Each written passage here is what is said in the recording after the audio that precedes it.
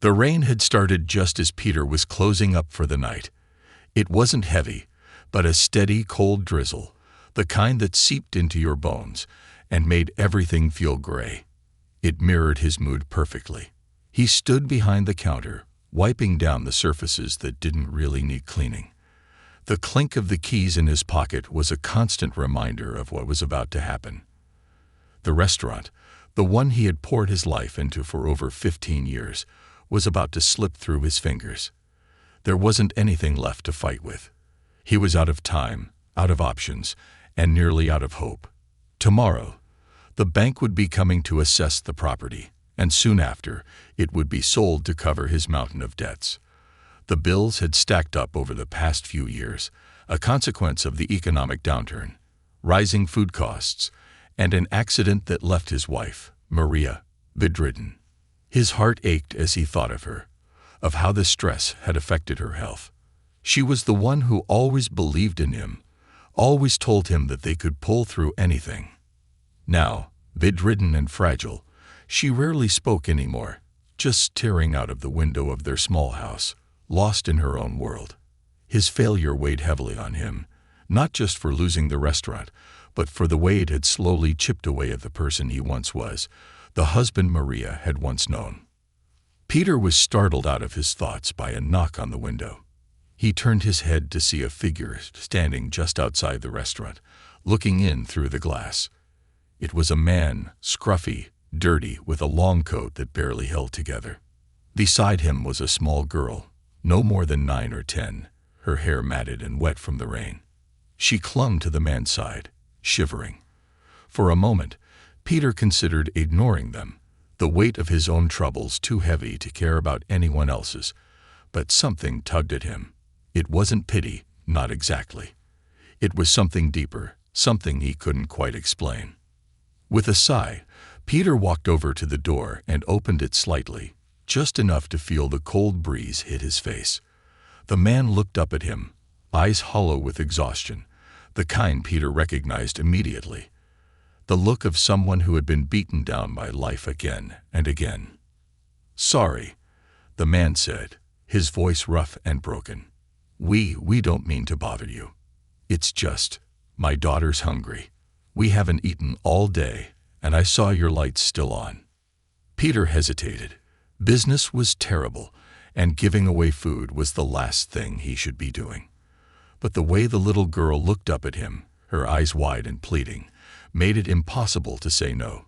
He opened the door wider and motioned them inside. "Come in.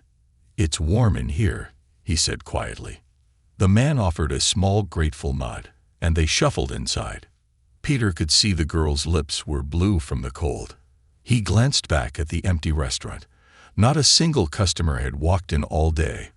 The silence of the place felt more oppressive now with the presence of these strangers. He gestured for them to sit at one of the tables near the window.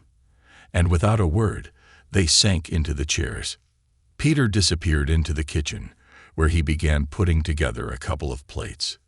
He kept it simple. Some leftover stew from earlier in the day, bread that hadn't been touched, and a few slices of cheese. As he prepared the food, he thought about how absurd it was. Here he was, losing everything, and he still couldn't bring himself to turn these people away. Was it weakness, or maybe it was that deep, ingrained sense of decency his parents had drilled into him as a child? Either way, it didn't matter. He couldn't stand the thought of someone being hungry, especially a child. When Peter returned, he placed the plates in front of them. The girl's face lit up immediately, and she tore into the bread like it was the best thing she'd ever tasted. The man, however, hesitated. "I don't know how to thank you," he said softly, his voice cracking. "We've been out here for days. I'm not usually like this. I had a job. I had a home. But things fell apart." He rubbed his hands together, the dirt ingrained deep into his skin. "You don't have to explain," Peter replied, pulling out a chair and sitting across from them. "I've seen plenty of people go through hard times lately. It's tough out there." The man nodded, his shoulders sagging. "James," he said after a moment of silence. "My name's James, and this is my daughter, Emily. Peter nodded, trying to keep the conversation light despite the heaviness in the room. Nice to meet you both. I'm Peter. As they ate, Peter couldn't help but notice how little Emily spoke. She barely looked up from her plate, and when she did, her eyes seemed distant, almost haunted. It reminded him of Maria, the way she had retreated into herself after the accident. He felt an uncomfortable pang of recognition. James cleared his throat awkwardly after a few minutes. I don't suppose I could do something to repay you, could I? I'm good with my hands. I used to work construction before. Well, before everything went south. I could help you with anything around the restaurant. You don't have to pay me. Just a place for us to stay out of the rain for a night or two. The sun rose slowly the next morning, casting a faint glow through the thin curtains of the restaurant. Peter had barely slept. He lay on the old couch in the back room, staring up at the cracked ceiling, his mind swirling with the events of the previous night.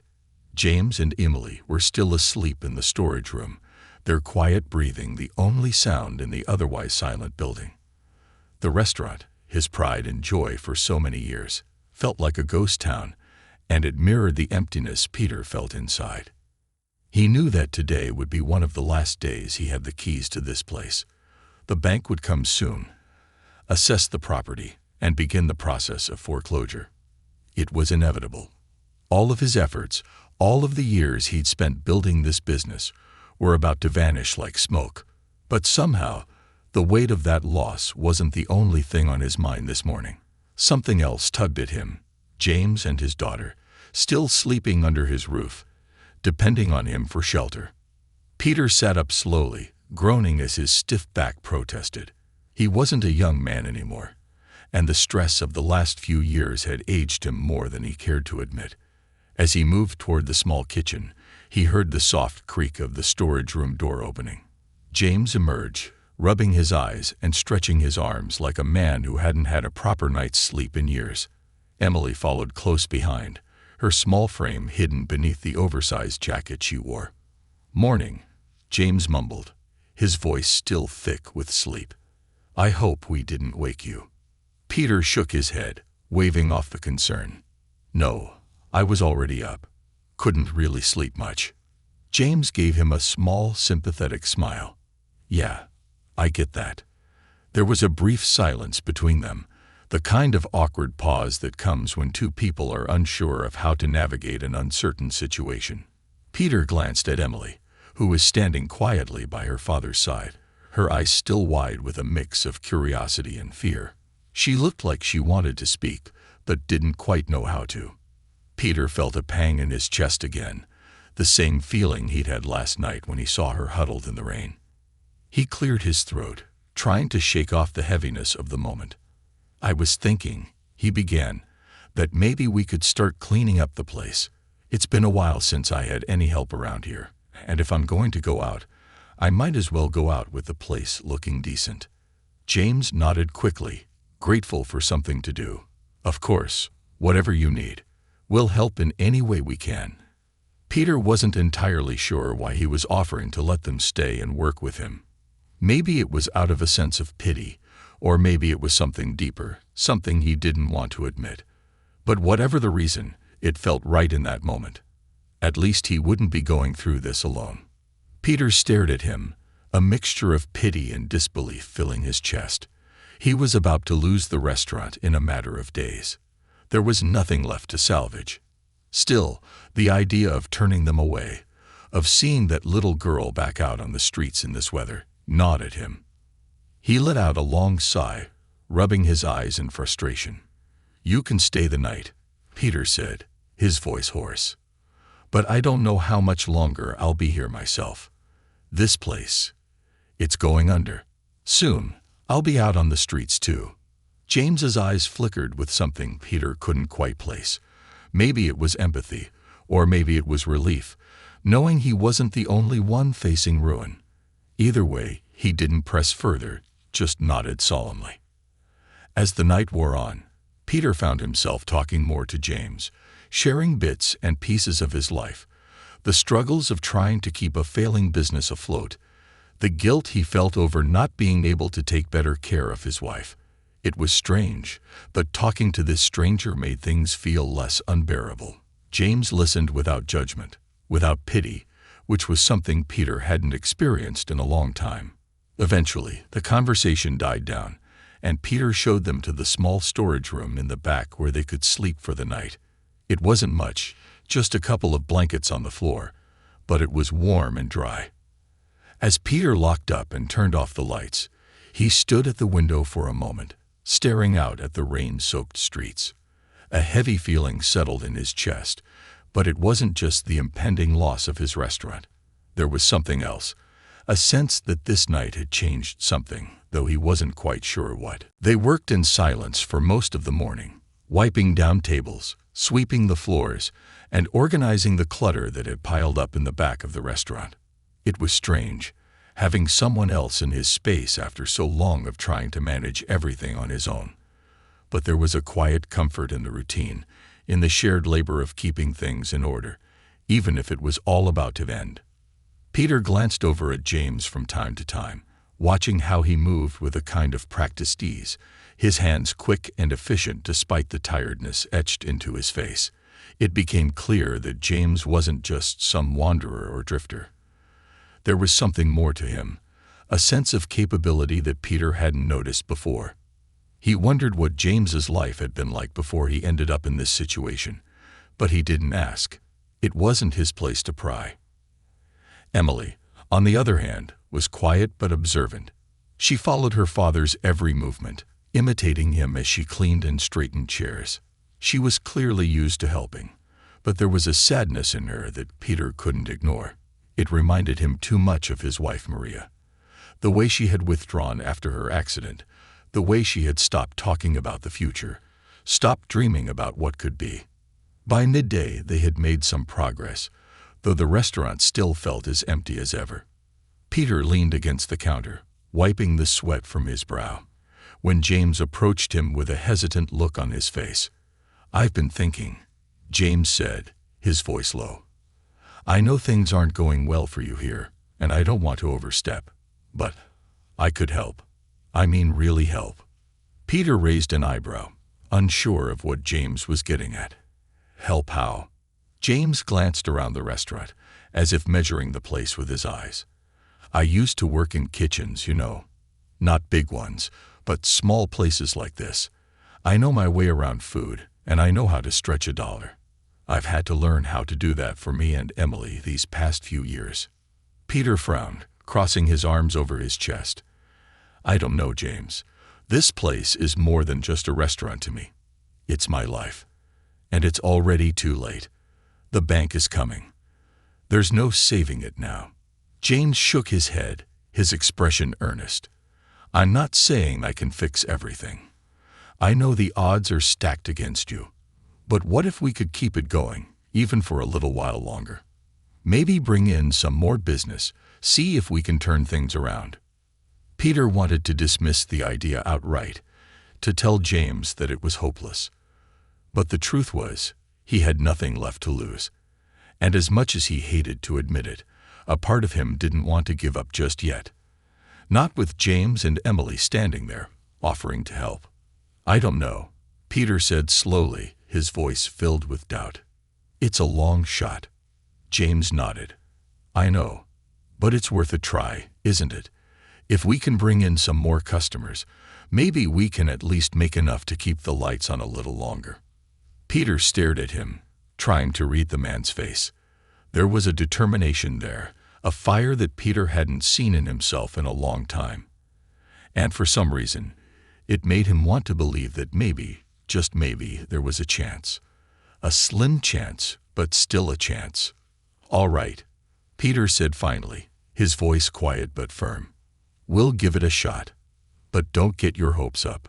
James smiled, and for the first time since they had met, Peter saw a glimmer of hope in his eyes. Over the next few days, they worked together to revitalize the restaurant. James took over the kitchen, whipping up dishes from whatever ingredients they had left, while Peter focused on cleaning up the front of the house and reaching out to old customers. Word began to spread slowly, and soon, A few people started trickling back in. Curious regulars who had once frequented the place, now drawn back by the smell of food and the whispers of a comeback. It wasn't much, but it was something. And for the first time in a long time, Peter felt a spark of hope. It wasn't enough to save the restaurant yet, but the atmosphere had shifted. There was life in the place again. The clatter of dishes, the low hum of conversation. James worked tirelessly in the kitchen, preparing meals that made even the most jaded customers smile. Emily, too, had begun to open up. She spent her days helping her father, shyly handing menus to customers and clearing plates with the careful precision of someone much older than her years. She still didn't speak much, but Peter noticed the way her eyes lit up whenever her father smiled at her, the way her shoulders relaxed as the restaurant began to fill with the warmth of people again. As the days turned into weeks, something began to change. It wasn't just the restaurant that was coming back to life. It was Peter, too. He found himself caring again, investing in the details, the small things that had once meant so much to him. And with James and Emily by his side, the place didn't feel so empty anymore. But even as the restaurant showed signs of recovery, Peter knew the clock was ticking. The bank hadn't forgotten about him, and the foreclosure was still looming. Every day was a borrowed gift, and Peter wasn't sure how much longer they could keep going. Still, the determination in James's eyes kept Peter pushing forward. They were fighting an uphill battle, but for the first time in years, Peter didn't feel like he was fighting it alone. It was strange, he thought, how one desperate act, letting a homeless man and his daughter into his restaurant, had set off a chain of events he never could have predicted. The road ahead was uncertain, but for now, they were moving forward, together. The following weeks passed in a blur. Every morning, Peter opened the doors to the restaurant with a mixture of hope and dread, not knowing whether the day would bring more customers or more bad news from the bank. Despite his fears, something strange had begun to happen. The restaurant was, slowly but surely, coming back to life. Word had spread beyond the regulars, reaching corners of the town that Peter hadn't even thought about in years. People were curious. They wanted to know what had changed, what had given the old place its spark back. And, in a way, Peter had no idea how to answer them. He stood behind the counter one afternoon, watching as a small but steady stream of customers trickled in, ordering meals and talking in hushed tones. They were no longer coming just to eat. They were coming to see him, to see the man who had been on the brink of losing everything, but somehow kept the doors open. Peter couldn't take all the credit, of course. He knew that. Without James in the kitchen, there would be no food. And without Emily's shy but endearing presence, the place wouldn't have the same warmth. It was strange, really. The dynamic between the three of them had settled into something almost like a family. Emily, once so silent and withdrawn, had started to speak more, especially when it was just the three of them. Peter found himself laughing at her occasional jokes, or the way she would carefully explain how her father taught her to clean plates or fold napkins in a precise manner. James, too, had opened up more about his past, though he kept the details of his downfall vague. Peter didn't push. He figured that James had his reasons for keeping some things to himself. Despite the growing success, a shadow still loomed over everything. Peter received a call from the bank nearly every day, reminding him that foreclosure was inevitable unless a miracle happened. Even with the restaurant doing better, it wasn't enough to cover the debt. The tension gnawed at Peter's insides, twisting his gut whenever he heard the phone ring. It felt like living on borrowed time, like trying to outrun a storm that was already on the horizon.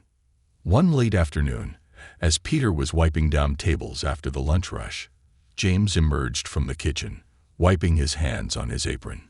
He had the same quiet, thoughtful expression he always wore, but there was something different about him today, something more serious. "Peter, can I talk to you for a second?" James asked, his voice low. Peter looked up, immediately sensing that whatever James wanted to discuss wasn't going to be easy. He set the rag down and nodded, motioning for James to join him at one of the empty tables.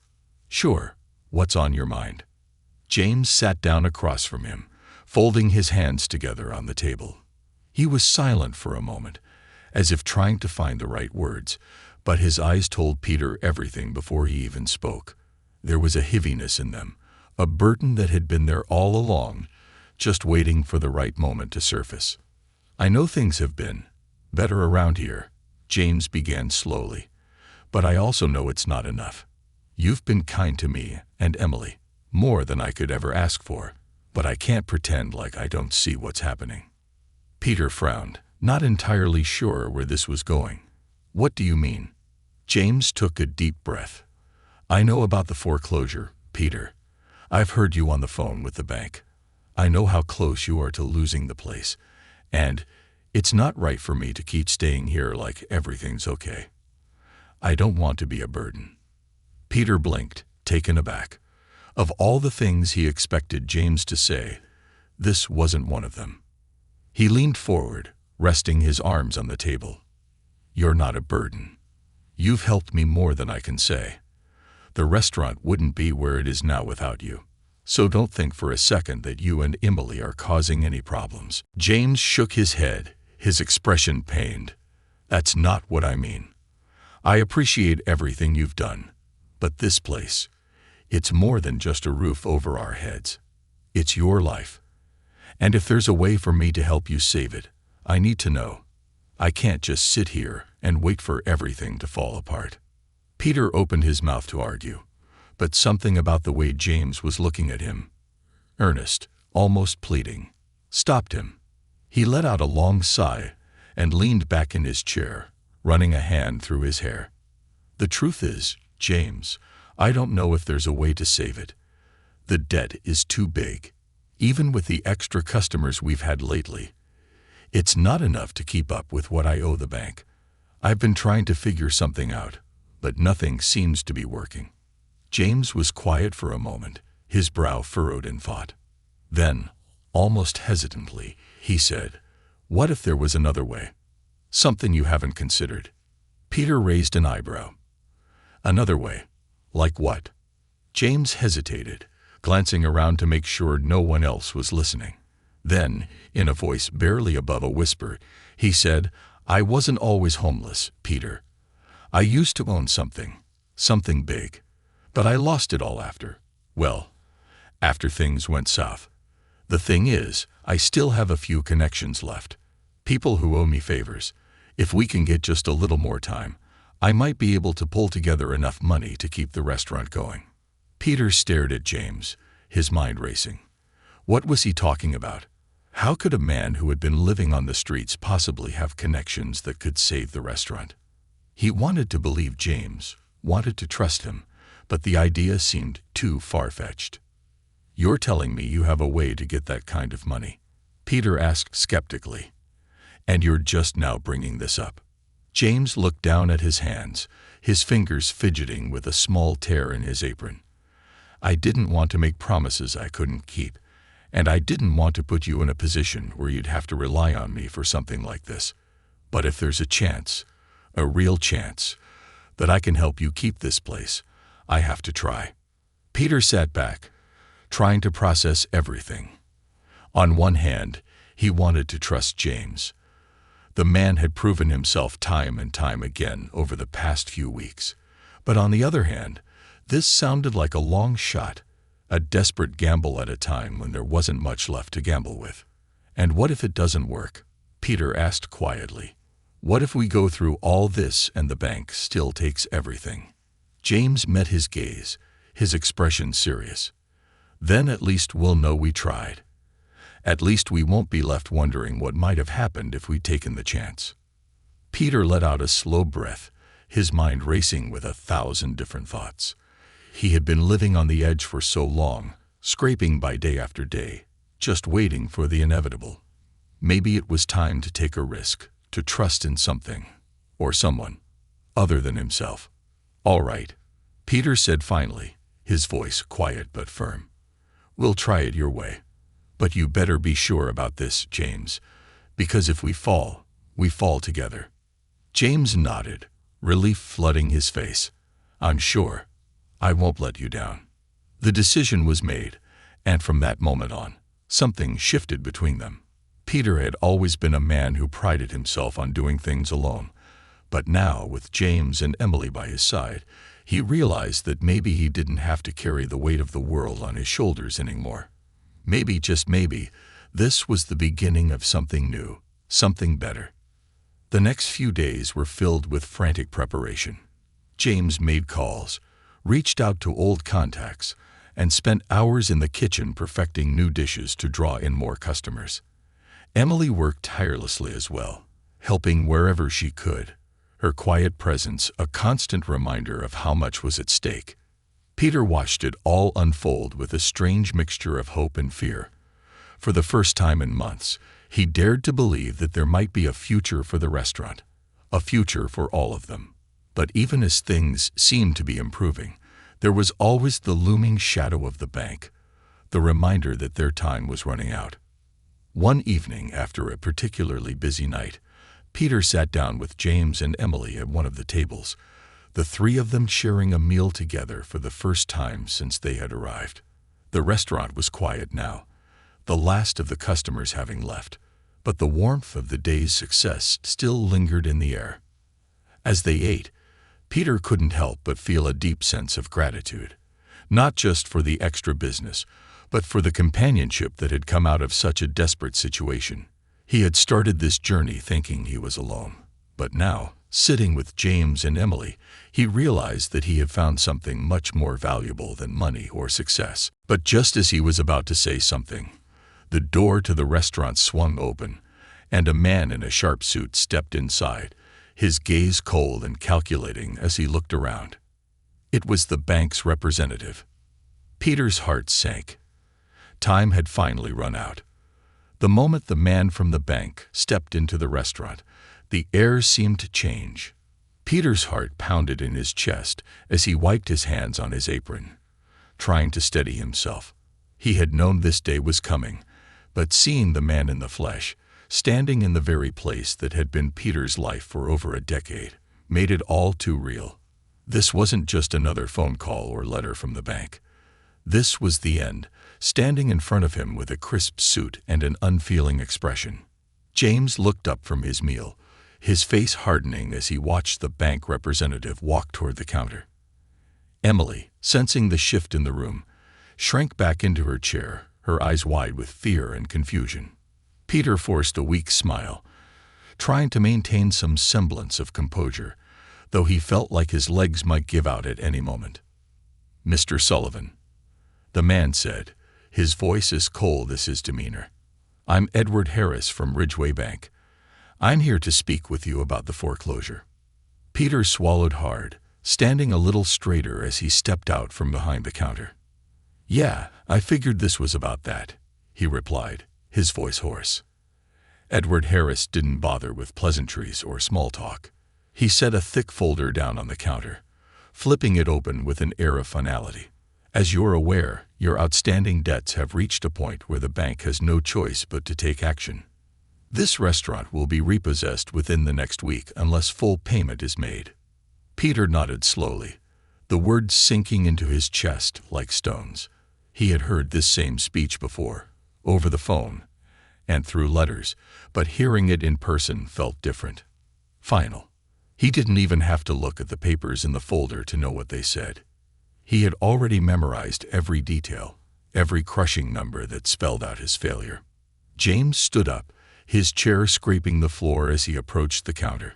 "Look, we're doing everything we can," James said, his voice calm but firm. "The restaurant is picking up again. We just need a little more time, a little more space to get things back on track." Harris glanced at James, his expression unreadable. "And who might you be?" "James," he replied without hesitation. "I've been helping Peter out here for the last few weeks. We've made improvements, drawn in more customers.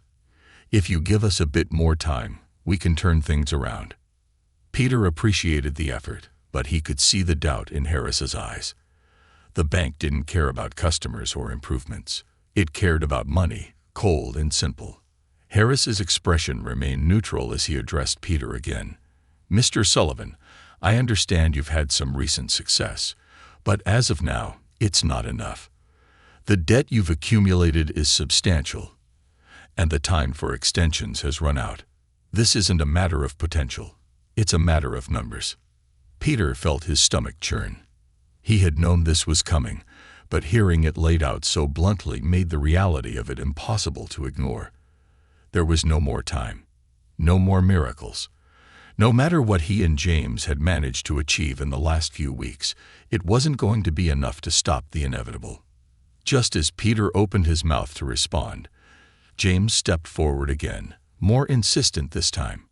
"Mr. Harris, I know this looks bad on paper, but you haven't seen what we've done. The community is coming back here. People are talking about the restaurant again. And we've been working on a plan." Harris arched an eyebrow. "A plan?" James glanced at Peter, as if asking for permission to continue. Peter gave him a small nod, unsure of where James was going with this, but trusting him enough to let him speak. "We're planning an event," James said, his voice gaining strength. "A fundraiser of sorts. We're going to bring in more of the community, showcase what this restaurant means to the people here. We're working with local businesses, even a few vendors, to bring people together. The goal is to raise enough money to pay off a significant portion of the debt." Peter blinked, surprised.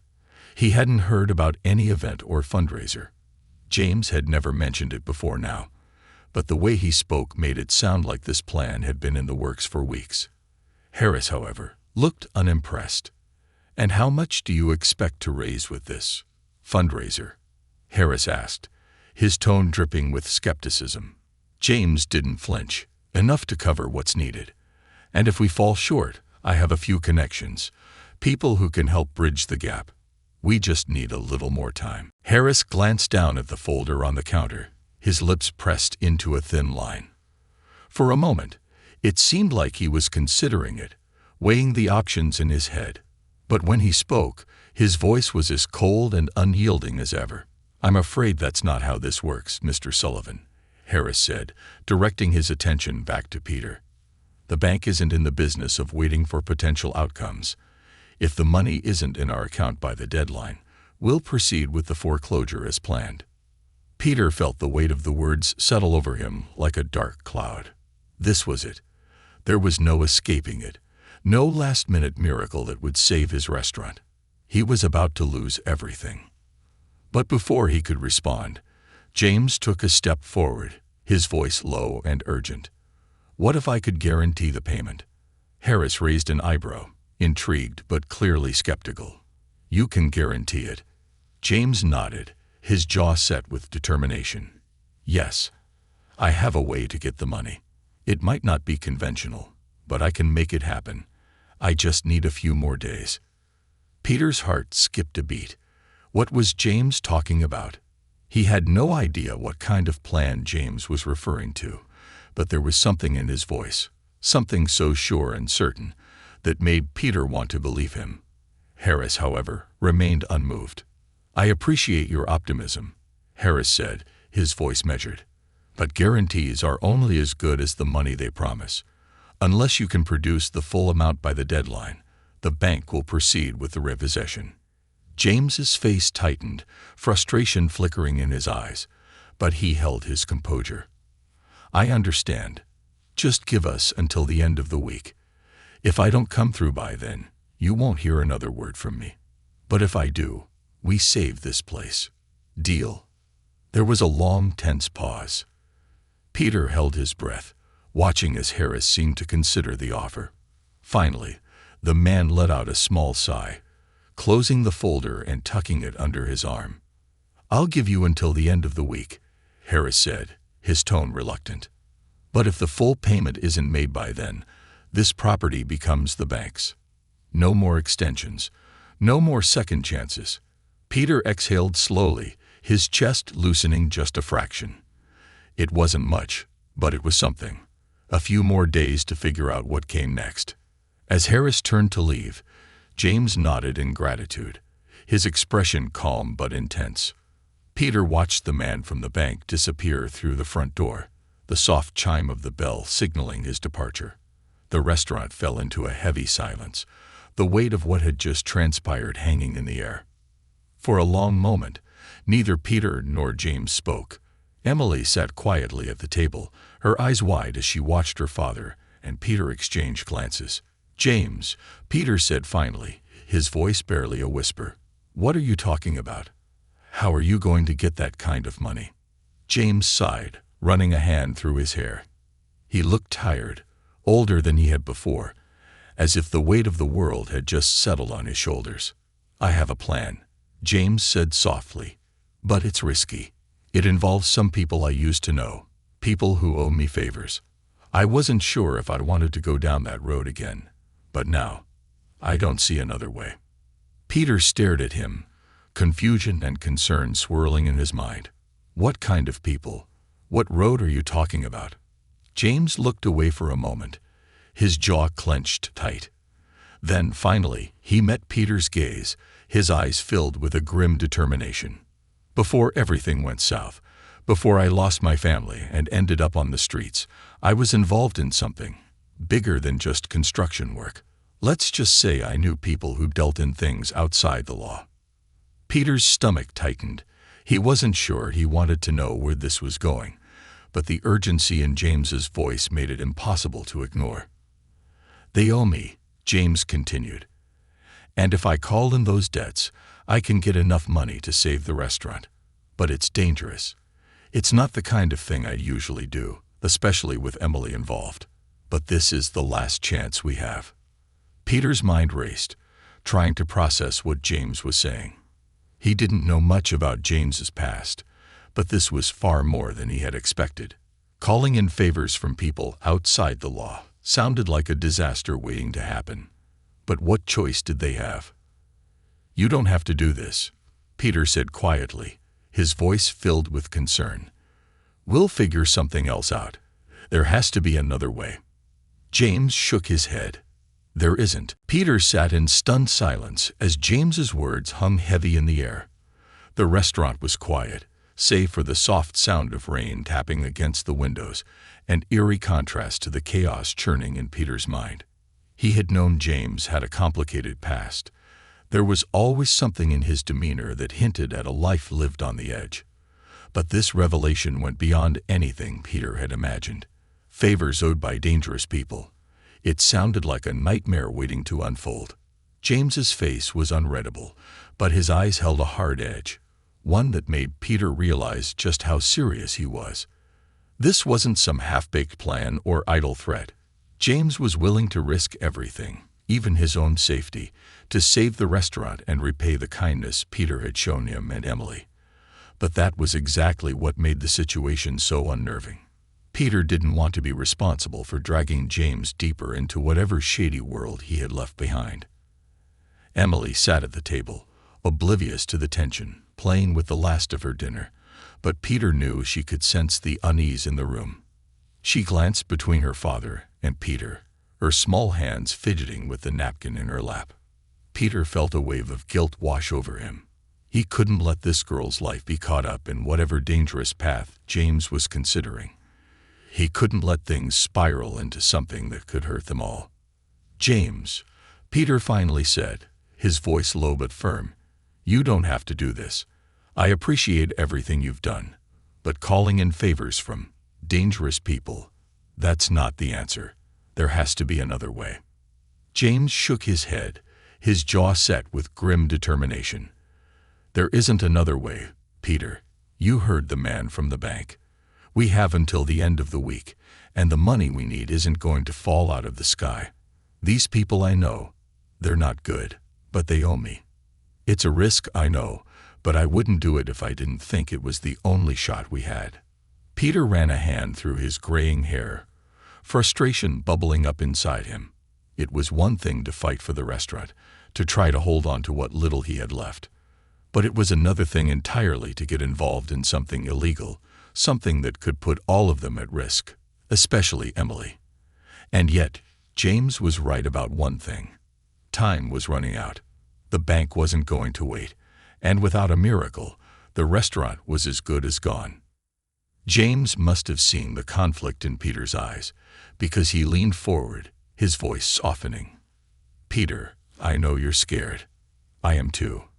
But I can't stand by and watch this place go under when there's a chance I can do something about it. You've given me and Emily a place to stay when we had nothing. You gave us hope.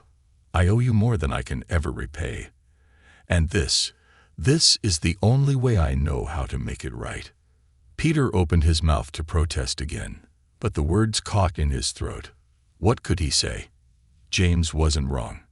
Peter had been drowning for months, and now he was finally being offered a lifeline, no matter how dangerous it might be. But was it worth the cost? Could he live with himself if something went wrong?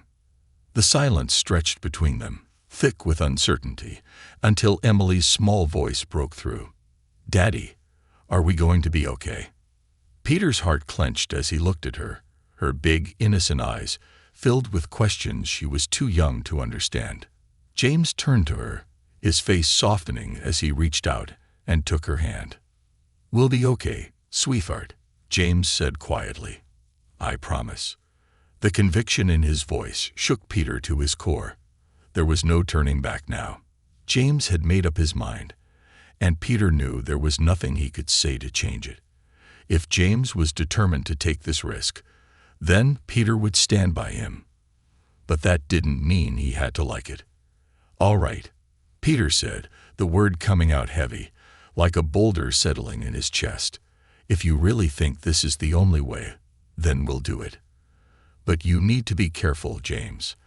I don't want you or Emily getting hurt because of this." James nodded, his expression grim. "I will. I promise you, I'll make this work. I just need to make a few calls." Peter didn't ask who James was planning to call. He wasn't sure he wanted to know. Instead, he stood up from the table and walked over to the window, staring out at the rain-soaked street. The familiar hum of the town, quiet and distant, seemed so far removed from the chaos that was now unfolding inside him. He couldn't believe how quickly everything had spiraled. Just weeks ago, he had been ready to accept the end, ready to let the restaurant go and start over somewhere new, as painful as that thought had been. But now, with James and Emily in the picture, the stakes had risen. It wasn't just about him anymore. As the hours passed, James disappeared into the back room with an old flip phone he had pulled from his pocket, dialing numbers Peter didn't recognize. The conversations were brief, murmured words exchanged in low tones, but Peter could feel the weight of them. James was calling in debts, favors from a past life, and every time he hung up the phone, his face grew more tense, more serious. By the time James returned to the dining area, it was nearly midnight. Peter had been pacing the restaurant, his nerves shot, his mind racing with possibilities, most of them mad. Emily had fallen asleep in one of the booths, her small frame curled up beneath her father's jacket. "How'd it go?" Peter asked quietly, not wanting to wake the girl.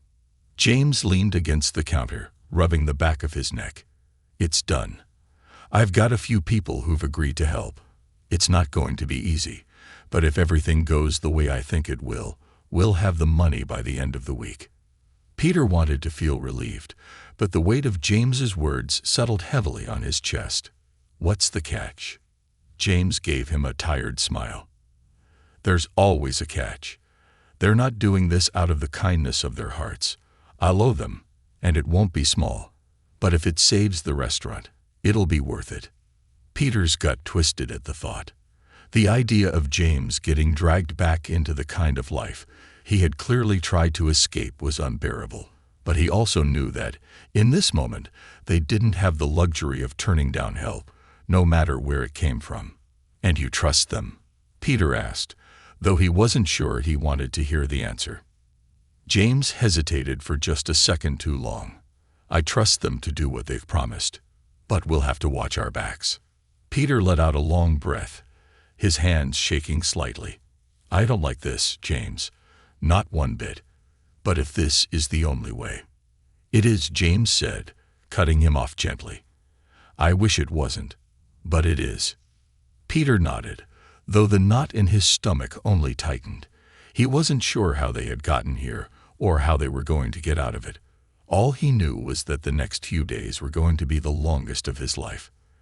The next morning, James made arrangements to meet with the people who owed him. He left early, before the sun had fully risen, promising Peter he'd be back by the end of the day. Peter spent the day running the restaurant, going through the motions of taking orders, preparing meals, and cleaning tables, but his mind was elsewhere. Every time the door opened, his heart jumped, half expecting to see James return with bad news, or worse, not return at all. The hours dragged on, the weight of uncertainty pressing down on him like a boulder. By evening, the restaurant was quiet again, the last of the customers having left, and still no sign of James.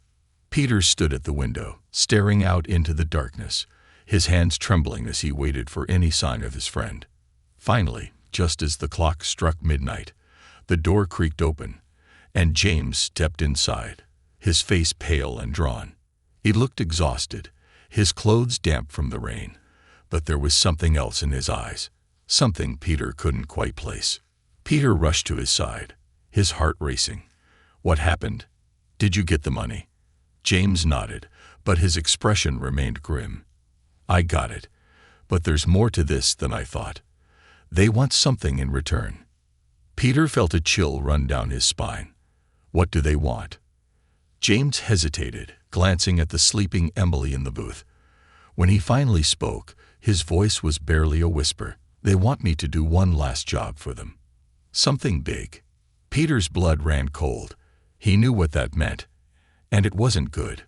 Peter stood frozen, his mind struggling to process what James had just said. One last job. The words echoed in his head, heavy with the weight of what they implied. He had no idea what kind of job James's old connections were talking about, but something about the way James looked, worn, beaten, like he had just walked through hell and back, told Peter it wasn't something small. It wasn't something simple. It was dangerous. For a long moment, neither of them said anything. The dim light of the restaurant flickered above them, casting long shadows across the room, and the faint sound of the rain outside was the only thing breaking the tense silence. Emily slept peacefully in the booth, her small form curled up under a blanket, blissfully unaware of the storm brewing around her. Peter envied her innocence, the way she could sleep without knowing the weight of the decisions her father was being forced to make. "What kind of job?" Peter finally asked, his voice low and rough. He wasn't sure he wanted to know the details, but he needed to understand just how deep James was about to go. James leaned against the counter, rubbing his temples with both hands, his body language screaming exhaustion. "It's complicated," he muttered. "They didn't give me all the details, but it's big.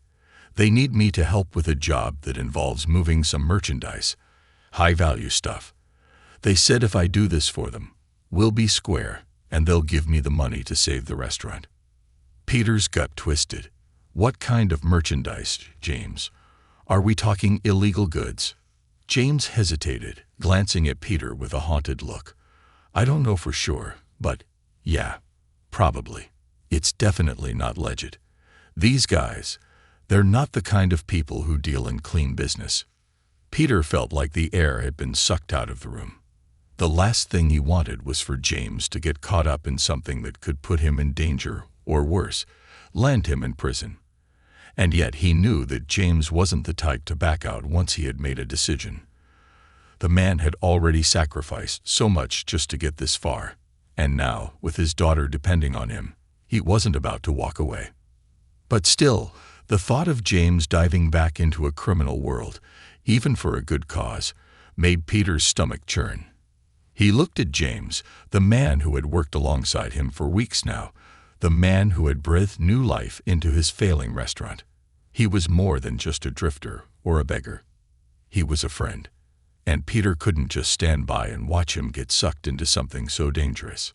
"James," Peter began slowly, trying to choose his words carefully. "I don't like this. I don't like the idea of you doing something illegal just to save this place. It's not worth it. We can figure something else out. There has to be another way." James shook his head, his expression grim. "There isn't another way, Peter. I've been racking my brain for days, trying to think of how we can get the money without going down this road. But nothing adds up. The bank is breathing down your neck, and we're running out of time. This job, it's dangerous, yeah, but if I don't do it, we lose everything." Peter could feel the frustration bubbling up inside him. He slammed his hand down on the counter, startling even himself with the sudden burst of emotion. "This isn't about losing the restaurant anymore, James. This is about your life. This is about your daughter's life. If something goes wrong, if you get caught, then what? Emily grows up without her father. Is that really what you want?" James looked away, his face tight with emotion. "Of course I don't want that. But what choice do I have? If I walk away now, we're homeless again. Emily and I have nowhere else to go. And you lose everything you've worked for." Peter's chest heaved as he tried to steady his breathing. His heart ached at the thought of Emily being caught in the middle of all this. She deserved so much more than the life she was being dealt. A life on the run, a father forced to make impossible choices just to keep them alive. "Maybe losing the restaurant isn't the worst thing," Peter said, his voice quieter now, filled with a sadness he couldn't suppress. "I know it's been my life for years, but maybe it's time to let it go. I don't want you putting yourself in harm's way for me, James. You and Emily. You deserve a fresh start. Not this." James shook his head, his jaw clenched. "It's not just about you anymore, Peter. This place, it's become something more. You took us in when we had nothing, and now it feels like home. Emily finally has a sense of stability, and I'm not about to let that slip away. Not when we're this close to turning things around." Peter rubbed his face, feeling the weight of it all bearing down on him. Every instinct in him screamed to protect James, to tell him to walk away from this dangerous path before it was too late. But there was something in James's voice, a quiet desperation, that told Peter that he wasn't going to back down. "I'm doing this," James said firmly, his voice steady. "I'll take the risk, and I'll make sure it doesn't come back to bite you or Emily. I've been in worse situations before, Peter. I know how to handle myself. You just have to trust me." Peter stared at him for a long moment, his mind racing. There were 1,000 reasons why this was a bad idea, 1,000 ways it could all go horribly wrong. But James's determination, his loyalty to both his daughter and Peter, was unshakable. Peter didn't have the strength to argue anymore. "All right," Peter said, his voice rough. "But I'm coming with you." James blinked in surprise. "What? You're not doing this alone," Peter continued.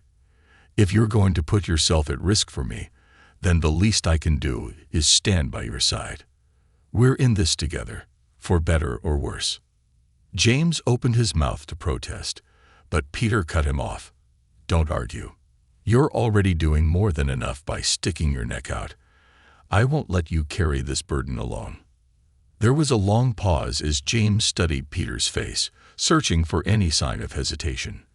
But Peter's gaze was unwavering. He wasn't about to let James walk into the lion's den without someone watching his back. Finally, James nodded, a small smile tugging at the corner of his mouth. "All right," he said quietly. "But you need to be careful. These guys, they don't mess around." Peter nodded, already feeling the gravity of what they were about to do. "I will." The next few days passed in a blur of preparation. James met with his contacts, laying out the plan in as much detail as he could, while Peter helped run the restaurant, keeping up appearances as though everything was normal. But beneath the surface, the tension was palpable. Every time Peter looked at James, he could see the weight of the decision they had made in the man's eyes. Finally, the day of the job arrived.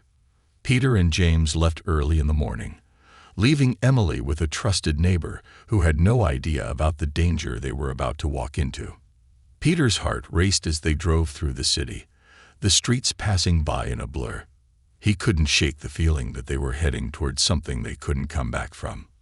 They arrived at a nondescript warehouse on the edge of town, the kind of place that seemed to disappear into the background of the industrial district. Peter's palms were sweaty as they stepped out of the car, his nerves jangling with every step they took toward the large metal doors. Inside, they were greeted by a group of men, rough-looking and serious, the kind of people who didn't ask questions and expected you to do the same. The leader, a tall man with a scar across his cheek, nodded to James in acknowledgement. "You brought a friend," the man said, his voice gravelly as he looked Peter up and down. "He's with me," James replied firmly. "He won't be a problem." The man shrugged, seemingly indifferent. "Doesn't matter to me as long as the job gets done." Peter swallowed hard, his throat dry as he followed James deeper into the warehouse.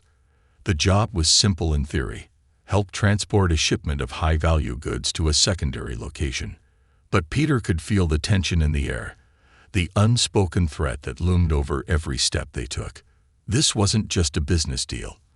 It was something far more dangerous. Hours passed, each one feeling longer than the last. The men worked in silence, moving crates and checking inventory, but Peter couldn't shake the feeling that something was about to go wrong. His nerves were on edge, his heart pounding in his chest as he kept glancing over his shoulder. Finally, just as they were nearing the end of the job, the warehouse doors burst open with a loud bang. Peter's blood ran cold as a group of men stormed in, their faces twisted with anger. The leader of the group turned to James, his eyes blazing with fury. "You didn't think we'd find out, did you?" Peter's heart sank. This was the catch. James had been playing a dangerous game, and now they were caught in the middle of it. Before Peter could react, chaos,